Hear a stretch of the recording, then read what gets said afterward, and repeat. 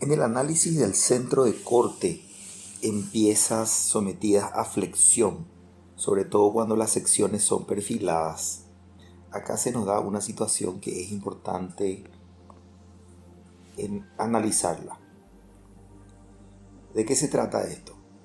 Cuando nosotros tenemos una pieza, como está acá indicada, una viga de sección C, que está sometida a la acción de una carga P, que pasa, vamos a suponer, como acostumbramos a decir, pasa según un eje principal, o sea, la dirección de P coincide con la del centro de gravedad de la sección C. En otras palabras, si esta fuera la sección C y este fuera su centro de gravedad, lo que nosotros decimos es que las fórmulas de la flexión simple funcionan cuando la línea de acción de la carga exterior pasa por el centro de gravedad. Ahora, ¿qué pasa cuando tenemos nosotros una situación como la de esta pieza? Por lo que vimos anteriormente, acá se forma un flujo de tensiones de corte que hace que esta parte del flujo soporte la carga exterior P, pero esta otra parte del flujo intenta hacer girar la pieza según el efecto de un torsor. Por tanto, desde el punto de vista del diseño, permitir que esta carga P pase simplemente por el centro de gravedad, generándose, además de un efecto de flexión, un efecto adicional de torsión, hace de que toda esta estructura sea sometida a esfuerzos adicionales que podrían impedir que estemos aprovechando esta estructura en forma óptima.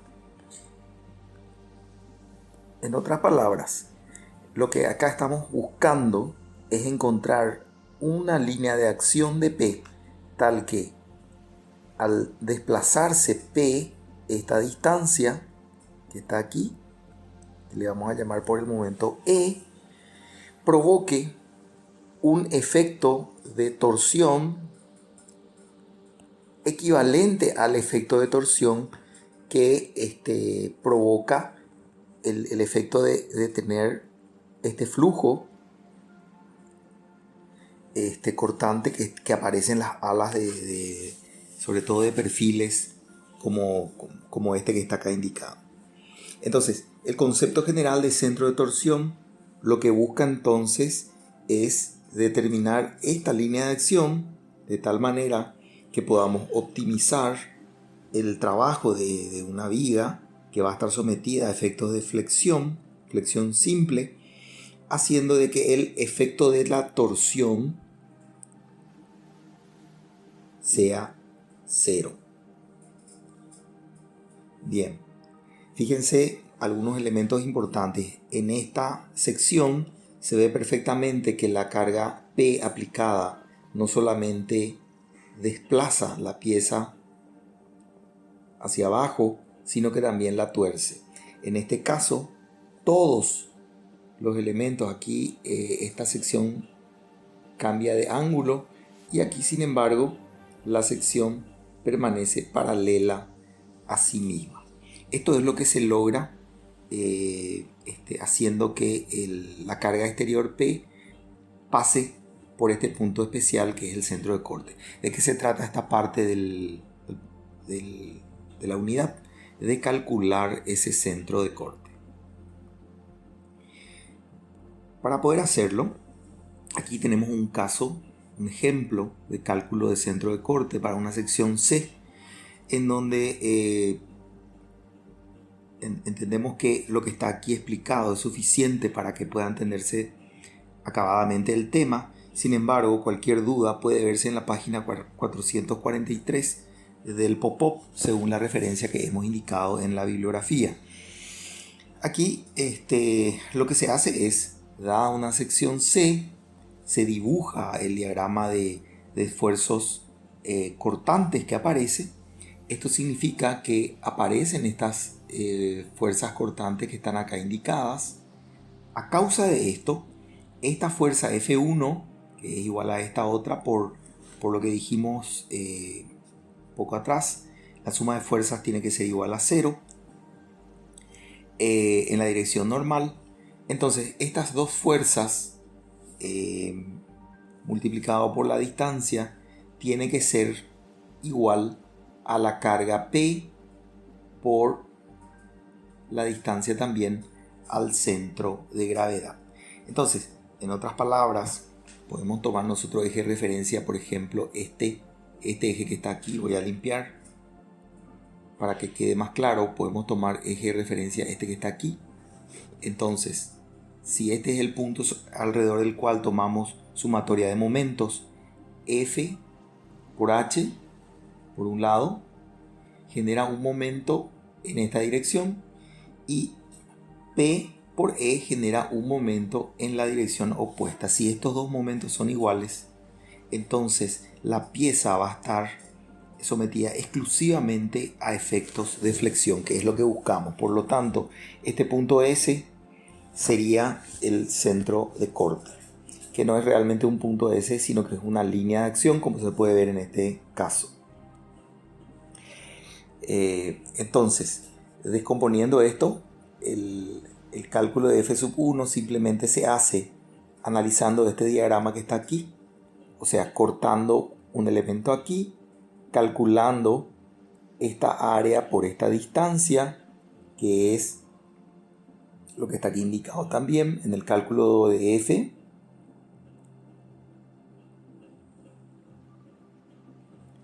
Y de esta manera se puede calcular el valor de F, y por otro lado también seguir el análisis. Vamos a limpiar solo para que quede un poco más claro. Fijarse en esta fórmula que está aquí, y ahora fijarse en esta expresión que está aquí, en esta figura que está aquí.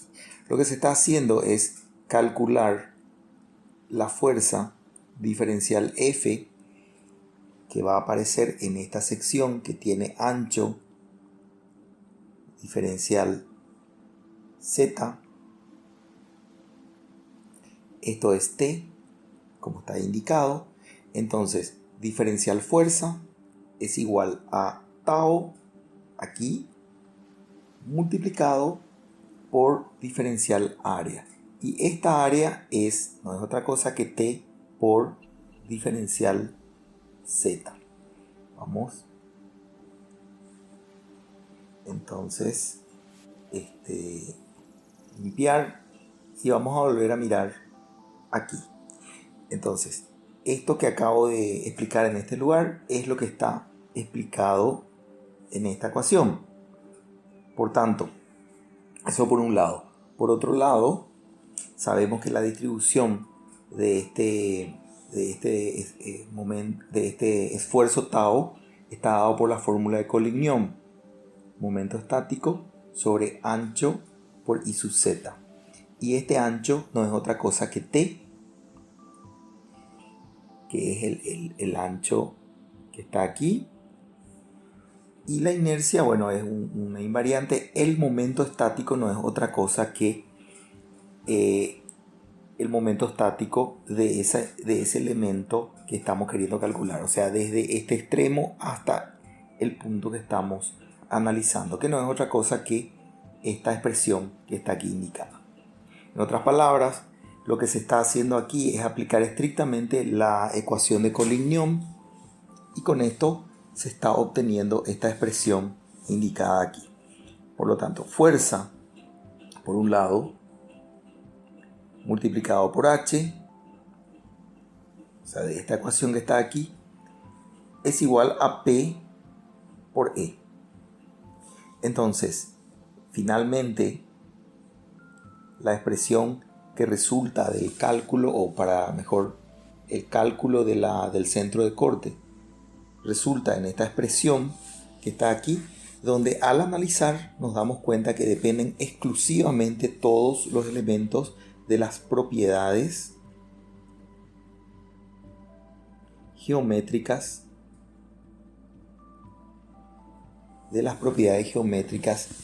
de la sección. Por tanto, el centro de corte no depende del valor de la carga exterior aplicada, depende exclusivamente de la propiedad geométrica de la sección del perfil. Esto es un concepto clave que lo vamos a ir usando más adelante, así que recomendamos que se revise este material o el Egore Popov por cualquier duda en este proceso de deducción. Acá tenemos 4 casos diferentes de posiciones de perfiles. En realidad son 3, pero estamos analizando fundamentalmente posiciones diferentes de perfiles. Sabemos que los esfuerzos de corte o el flujo cortante tiene la dirección del perfil, por lo tanto, como hemos dicho un poco atrás, la dirección donde confluyen donde convergen las cargas resultantes o las fuerzas resultantes de los flujos que aparecen por efecto de la fuerza cortante coinciden en el vértice de estos perfiles tipo ángulo. Por lo tanto, el centro de corte inmediatamente queda definido al tener esta propiedad tan importante. O sea, en otras palabras, el centro de corte de cualquier perfil tipo C coincide con este punto, porque solamente este punto cumple con la propiedad de que confluirán allí las resultantes de las cargas que se van a generar o de las fuerzas que se van a generar a lo largo de estas alas del perfil. Esto es válido para un perfil L de diferentes longitud, L, C, como aquí, o inclusive un perfil T. Esta propiedad es clave y cualquier duda, esto también puede hacerse consultas a los profesores. Nuevamente vamos a verlo en algunos problemas más adelante y también pueden verse mayores detalles en la bibliografía indicada. Pero fundamentalmente lo indicado aquí es suficiente normalmente para entender el tema.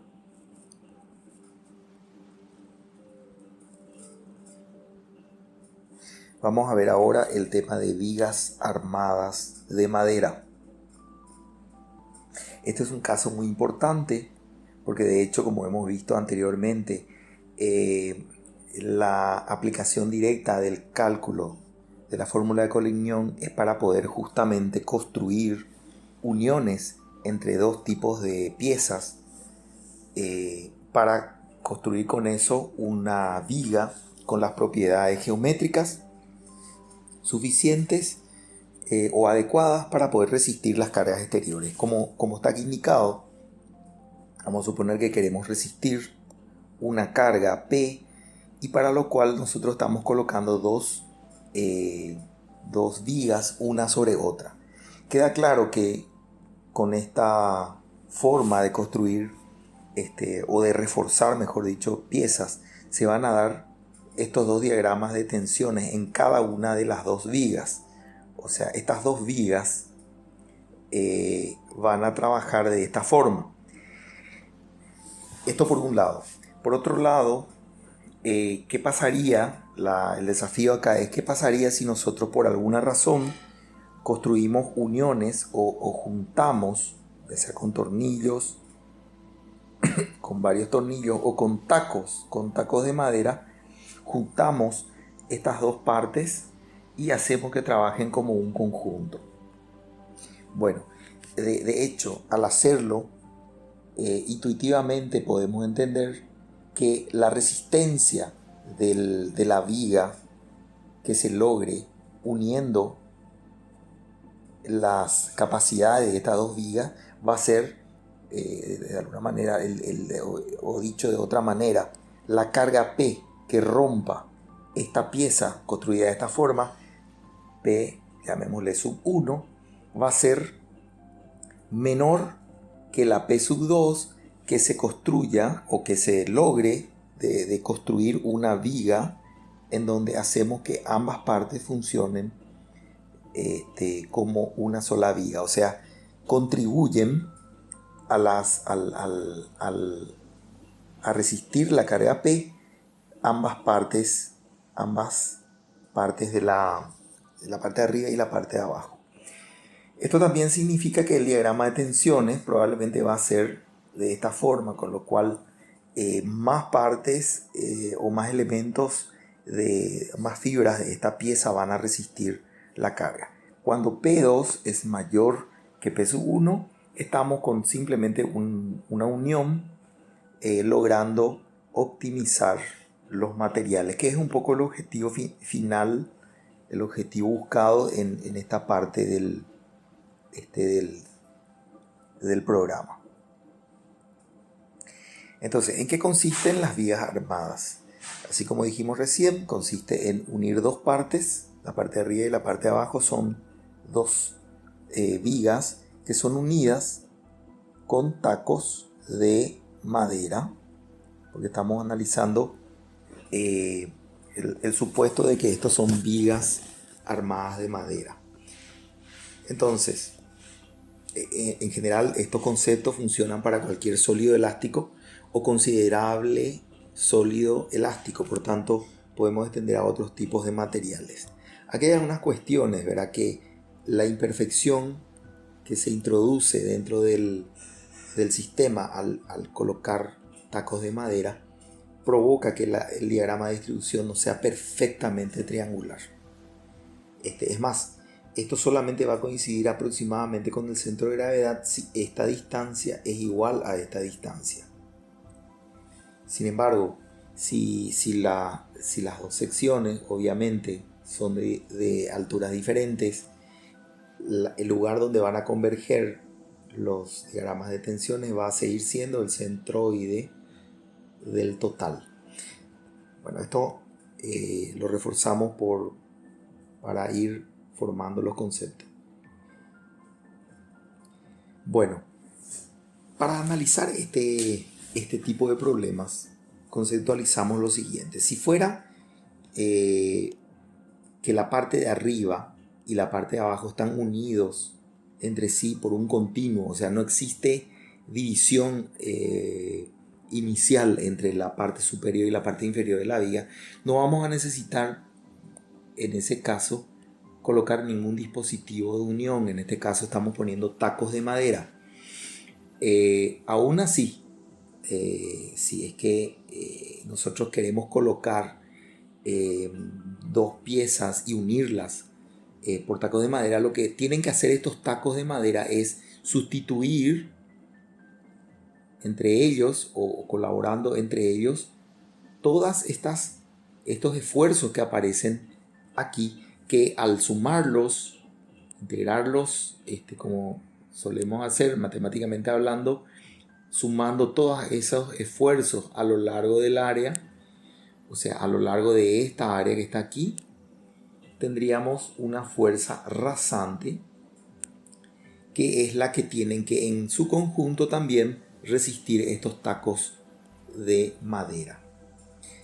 Recordemos que los tacos de madera por sí mismos son capaces de resistir, y en este caso se le está exigiendo al corte, o sea, estos tacos expresando rápidamente, trabajan según esta sección, y en esta sección se le está exigiendo a estos tacos que trabajen y bueno, la fuerza máxima que puede resistir un taco va a ser siempre igual al tau admisible de este material multiplicado por el área del taco que está trabajando. Entonces, de alguna manera, así como vemos, es posible tener la fuerza individual capaz de resistir cada taco. Y por otro lado, por lo que acabamos de ver, es posible integrar o hacer una suma de todas estas fuerzas que aparecen a lo largo de esta sección, y de esa manera intentar, por un lado, dimensionar estos tacos o dimensionar estos tacos y además distribuir según unas distancias SU1, SU2, SU3 que sean convenientes. Vamos a tratar de ver todo eso en un momento. Para seguir con este análisis, simplemente agregamos que uno de los supuestos que se utiliza es que toda esta zona genera una fuerza y que toda esta fuerza se aplica sobre este taco. Y el mismo razonamiento se va aplicando en esta zona que se vuelve a aplicar sobre este taco y así sucesivamente. O sea, podríamos decir que todas las fuerzas rasantes que aparecen en este tramo de longitud E sub 2, que está representado acá por este vector de color rojo, debería tratar de resistir este taco y así sucesivamente. Este taco resistirá la fuerza que aparece ahí y así sucesivamente. Entonces, recapitulando, los problemas que tenemos que resolver son el número de tacos o la dimensión de los tacos y su posición. Entonces, esto es también rápidamente un repaso de lo que hemos escrito anteriormente. Recordemos que esta ecuación que está aquí y esta también son ecuaciones conocidas y hemos analizado el aplastamiento se da en esta zona que es la mitad del que se llama en este caso T y la parte de abajo es T. Entonces el aplastamiento se da en esta zona de ancho T y el corte se da directamente en esta área que está aquí indicada. Un aspecto importante es que estas líneas negras que acá estoy remarcando están representando las vetas de la madera con la cual estamos construyendo el taco. Y destaco esto porque si las vetas están en esta dirección, el corte o la capacidad de trabajo al corte perpendicular a las vetas es más grande normalmente que la capacidad de corte en la dirección de las vetas. Por lo tanto, cuando se trata de colocar tacos de madera, vamos a tratar de colocar en la dirección tal que la fuerza exterior solicite según la dirección perpendicular a las vetas de la madera. Esto es un tema adicional, tiene que ver simplemente con un aspecto práctico del uso de este tipo de material que es la madera.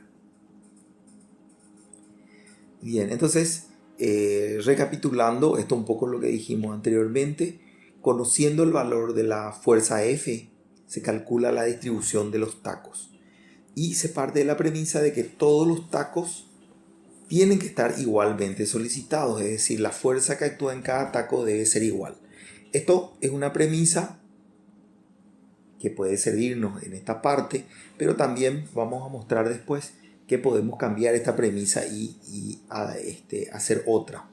Pero suponiendo que esta sea la premisa, se puede construir las siguientes ecuaciones, partiendo de la expresión del diagrama de las fuerzas cortantes. Podemos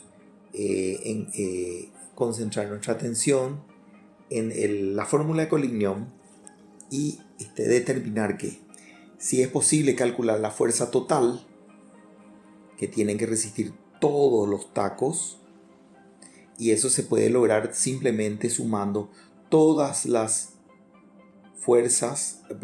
todas las tensiones a lo largo de las áreas, que no es otra cosa que esta expresión, de 0 a L sub 1, o sea, desde acá hasta acá, toda esta zona va a generar una fuerza.